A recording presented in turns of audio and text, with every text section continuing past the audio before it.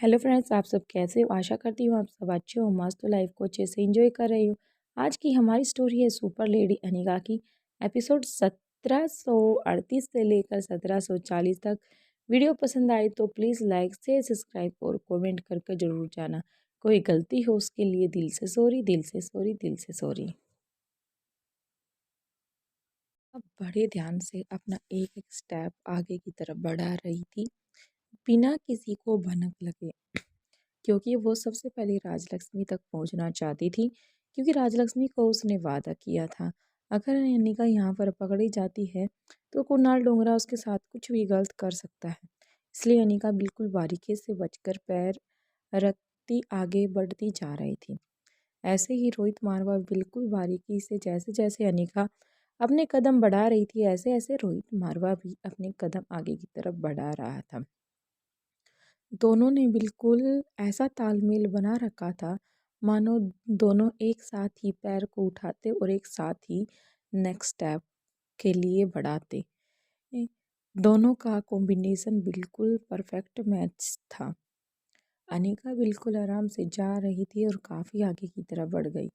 अंदर कुणाल डोंगरा ने राजलक्ष्मी के पास गया। उसने कहा कि मुझे तुम्हारी ये अदा सबसे अलग लगी, इसलिए मुझे पता नहीं तुम में ऐसा क्या देखा कि मेरा ध्यान पूरा का पूरा तुम पर हो गया, और कल से मैं अच्छे से सो भी नहीं पाया हूँ जब से मैंने तुम्हारा खूबसूरत चेहरा देखा है। सॉरी, उफ्स, तुम्हारा नहीं उसका। इतना कहकर वो अपने आप को चुप कर लेता है। फिर आगे कहता है, पता नहीं क्यों मुझे तुम उस चेहरे से भी काफ़ी अच्छी और प्यारी लगी हो। इतना कहकर फिर हंसने लग जाता है और फिर कहने लग जाता है, अब मुझे तुम उससे भी प्यारी लगी हो तो मुझे तुम्हारे साथ क्या करना होगा, क्योंकि जो भी मुझे वैसा लगता है तो मैं उनके साथ नॉर्मल सी बात है, जैसा जो व्यवहार करता हूँ वैसा ही करता हूँ। लेकिन तुम तो मुझे उससे भी बेटर लगी हो, तो तुम्हारे साथ तो उससे बेटर बर्ताव करना पड़ेगा। ये कहकर फिर ढाके लगाकर हंसने लगा। कुछ टाइम बाद ही वापिस वो अपनी जगह पर आ जाता है और राजलक्ष्मी से कहता है कि तुम यहाँ आओ। राजलक्ष्मी अपना एक भी कदम आगे की तरफ नहीं बढ़ाती, वो आराम से खड़ी रहती है। फिर दोबारा बोलता है, लेकिन राजलक्ष्मी थी कि दोबारा भी उसकी बात को अनसुना कर दिया, आराम से खड़ी रहती है। अब की बार कुणाल डोंगरा ही वापस राजलक्ष्मी के पास आता है और उसके हाथ को पकड़ लेता है। जैसे ही वो राजलक्ष्मी का हाथ पकड़ने वाला था, राजलक्ष्मी जल्दी से एक छोटा सा अपनी दूसरी बाजू पे से हाथ करती है और जल्दी से एक छोटी चाकू निकालती है और उसके हाथ पर वार कर देती है। ये देखकर वो एक बार आउच कहता है और फिर अपने हाथ को पकड़ दूसरे हाथ से पकड़ लेता है और फिर देखने लग जाता है कि वहाँ पर जो अभी वार हुआ था वो वहाँ से हल्का हल्का खून निकलने लग गया है। ये देखकर काफ़ी शौक था, लेकिन हंसने दोबारा से हंसना स्टार्ट कर देता है और साथ ही साथ कहने लग जाता है, तुम तो जंगली बिल्ली हो, जो काटती और मारती भी हो, और तुम्हारी ये अदा तो मुझे उस सबसे अच्छी लगी। ये कहकर वो वापस उसके इर्द गिर्द चक्कर काटने लगा। कुछ टाइम ऐसे ही रहा। उसके बाद उसने दोबारा उसको टच करने की कोशिश की, लेकिन अब की बार राजलक्ष्मी ने उसे गन पॉइंट पे ले लिया। उसने कहा कि प्लीज़ मुझे यहाँ से जाने दो, वरना मैं तुम्हें मार दूंगी। तभी कुणाल डोंगरा कहता है, मुझे मौत का डर नहीं है, मौत को मैं अपने साथ अपने सिर पर बांध कर चलता हूँ। मुझे किसी चीज़ से कोई डर नहीं लगता और नहीं मैं डरना चाहता हूँ, और इसलिए मैं तुम्हारी हर एक अदा का दीवाना हो रहा हूँ। इसलिए मुझे और अदा मत दिखाओ, क्योंकि मैं तुम्हें मारूंगा ज़रूर, लेकिन मुझे अफसोस नहीं होगा। अगर तुम ऐसे ही अपनी अदाएँ दिखाती रहोगी तो मुझे तुम्हें मौत के घाट उतारने के बाद, यानी कि तुम्हारे साथ जो मुझे करना है वो करने के बाद मुझे अफसोस होगा।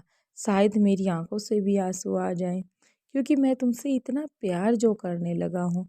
इतना कहकर वो दोबारा से हंसने लग जाता है और अपने माथे पर एक हाथ चपत लगाकर फिर कहने लग जाता है कि मुझसे बच के, इतना कहता है कि एक बार तो राजलक्ष्मी भी डर जाती है और घबरा जाती है। जो उसने अपना हाथ में गन पकड़ी थी वो भी उसकी हिल जाती है और नीचे की तरफ उसका फेस हो जाता है।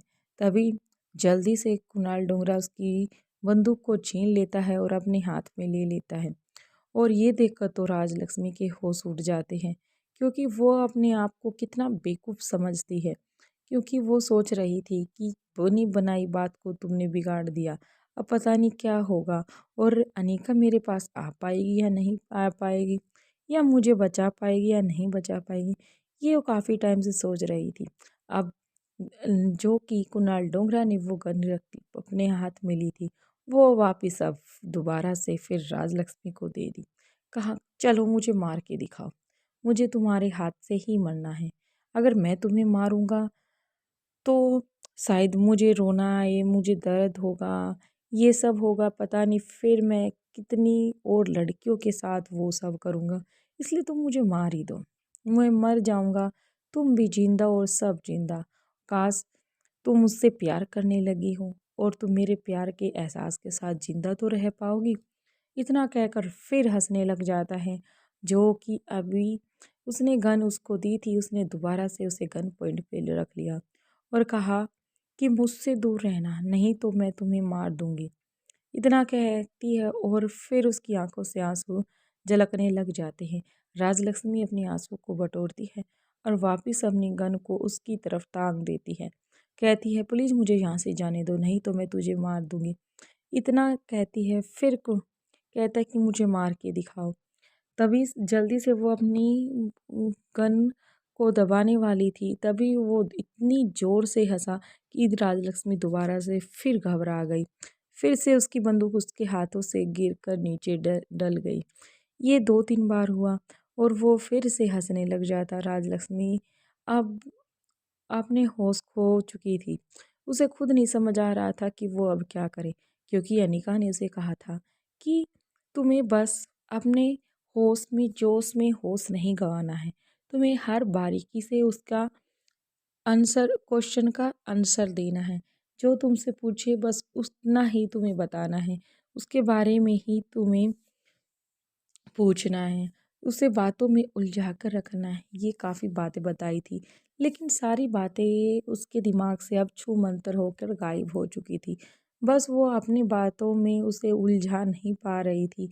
जो उसके मन में आ रहा था वो उससे पूछने लग गई। लेकिन कुणाल डोंगरा को भी उससे बातें करना काफ़ी अच्छा लग रहा था, इसलिए उसे वो भी उसकी क्वेश्चन का आंसर देने लग गया था। अगर और कोई लड़की होती तो शायद अब तक वो मौत के घाट या उसके साथ कोई भी बदतर हादसा हो सकता था, जो हर चीज़ के लिए काँपने के लिए काफ़ी है। फिर राजलक्ष्मी उसे कहती है कि तुमने उन लड़कियों के साथ वो सब कैसे किया? तभी कुणाल डोंगरा कहता है, no no no no no, तुम गलत हो, मैंने किसी के साथ कुछ गलत नहीं किया।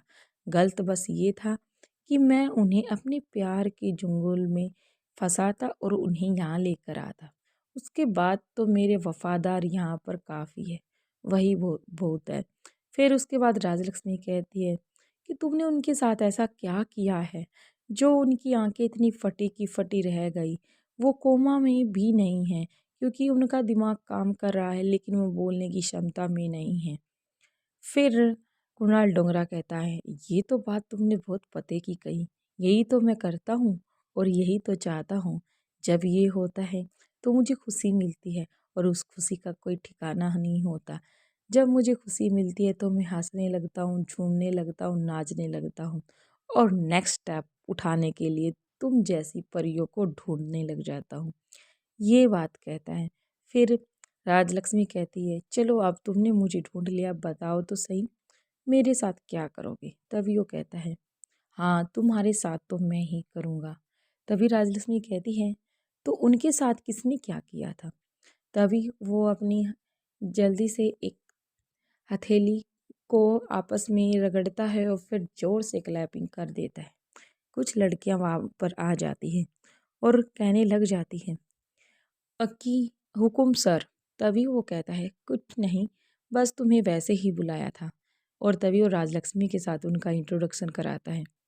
तभी वो एक उनमें से एक लड़की कहती है, कि क्या सर हमें इसके साथ आज वो करना है। तभी वो जल्दी से अपने हाथ को घुमाता है और जोरदार चाटा उसके मुंह पर जड़ देता है। तभी वो कहता है कि मैंने तुम्हें इतनी ज़्यादा बोलने की परमिशन नहीं दी है। मैंने तुम्हें बस दिखाने के लिए बुलाया था। अब तुम्हें दिखा दिया है, अब तुम चुपचाप आराम से यहाँ पर खड़ी हो जाओ, नहीं तो मैं तुम्हारी जुबान खींच लूँगा। जितनी मैंने तुम्हें परमिशन दी है बस उतना ही तुम्हें काम करना होता है। तभी वो राजलक्ष्मी के पास जाता है, उसके इर्द चक्कर काटने लग जाता है और एक दो स्टेप वापस उससे दूर आकर खड़ा हो जाता है। क्योंकि जब वो इधर उधर घूम रहा था तो राजलक्ष्मी काफ़ी घबरा रही थी। घबराहट के जरिए उसके पैर कप कपा रहे थे, इसलिए कुणाल डोंगरा उससे थोड़ा सा 2 कदम दूर हो गया। फिर कहता है कि मैं कुछ नहीं करता था, जो करता था ये लड़कियां करती थी। तभी राजलक्ष्मी कहती है कि इन्होंने वो सब कैसे किया। तभी उसने कहा कि ये भले ही तुम्हें देखने में लड़की हो, लेकिन जो इनके हार्मोन्स हैं, जो इनकी जीन्स है, वो बॉयज़ के हैं, यानी कि लड़की के अंदर आदमी की आत्मा है, हम ये कह सकते हैं। और इसलिए इन्होंने कुछ नहीं किया, जो इनका दिमाग है, इनका माइंड है, जो इनकी आत्मा है, उन्होंने वो सब किया था उनके साथ। क्योंकि जब एक लड़की लड़की के साथ कुछ गलत करती है और वो सपोज भी नहीं कर सकती, क्योंकि हर लड़के से एक्सेप्ट की जाती है कि वो गलत करेगा। जब एक लड़की की गुनहगार हो तो शायद वो सब हो सकता है जो तुमने उन पेशेंट के साथ देखा। तभी राजलक्ष्मी के माथे पर पसीने आ जाते हैं, अपने माथे के पसीने पोंछती है और जब भी कुणाल डोंगरा, जो कि अभी 4 कदम उससे दूर खड़ा था, वो वापस 4 कदम उसके आगे नज़दीक जाता है और अपने पर्स में से एक हैंकी निकालता है और वो उसको दे देता है। और तभी राजलक्ष्मी हैंकी को बिना सोचे समझे जल्दी से अपने फेस पर पोंछ लेती है।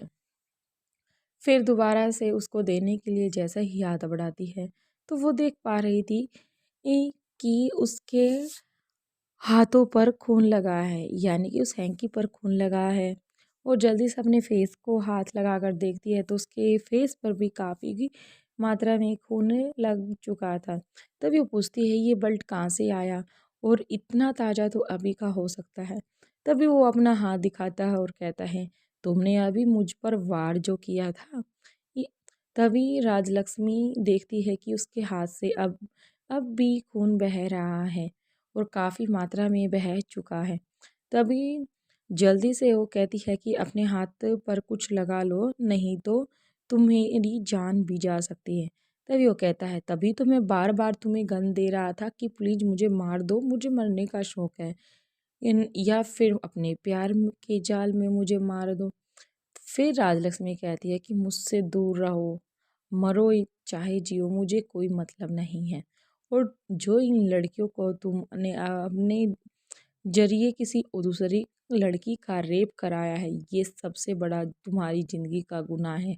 और फिर उन लड़कियों के पास आगे बढ़ जाती है और जल्दी से एक लड़की के जोरदार चाटा राजलक्ष्मी भी जड़ देती है और कहती है तुम भले ही तुम्हारे अंदर लड़की या लड़का हो, इससे कोई फ़र्क नहीं पड़ता, लेकिन फ़र्क पड़ता है किसी की इज्जत से या किसी रिस्पेक्ट से, या फिर हम किसी को नहीं चाहते उसके लिए हम वो करें जो उस सोच भी नहीं पा रहा हो, नहीं सोचना चाहता हो।